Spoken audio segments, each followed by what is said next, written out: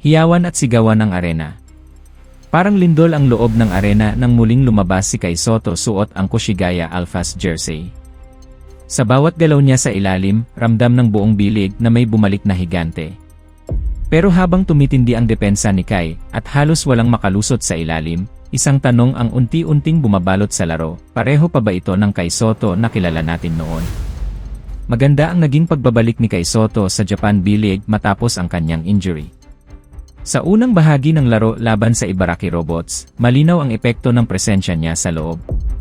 Hirap ang Ibaraki na makapuntos kapag nasa ilalim si Kai, sunod-sunod ang supalpal, altered shots, at forced turnovers. Halos walang gustong sumugod sa depensa niya. Matigas si Kai sa ilalim, ramdam ang lakas at bigat ng katawan, at tila kontrolado niya ang rebounding area. Pero kapansin-pansin din na tuwing inilalabas si Kai sa laro, biglang lumalambot ang depensa ng Koshigaya.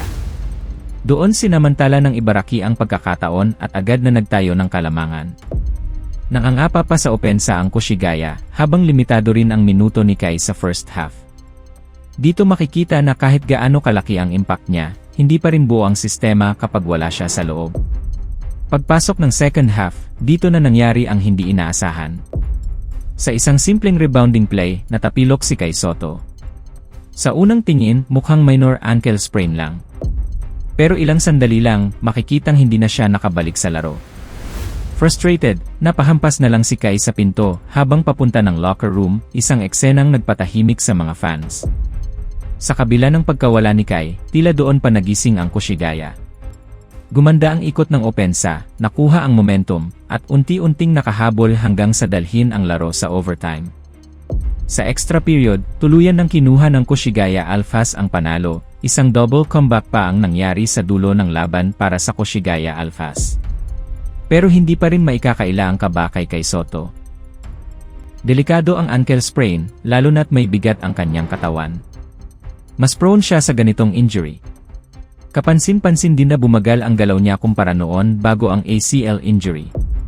Bumaba ang talon, hindi na kasing bilis sa recovery sa depensa, at hindi na rin kasing gaan ang katawan niya kapag gumawa ito ng dunk. Posibleng ito ang naging disadvantage ng pagpapalaki niya ng katawan, mas tumigas siya sa ilalim, pero kapalit nito ang kanyang agility. Sa ngayon, malinaw na mas physical at mas matibay na si Kai Sotto sa paint. Pero ang tanong ng maraming fans, kaya pa ba niyang ibalik ang dating bilis at explosiveness? O ito na ang bagong bersyon ng Kai Sotto sa Japan B-League?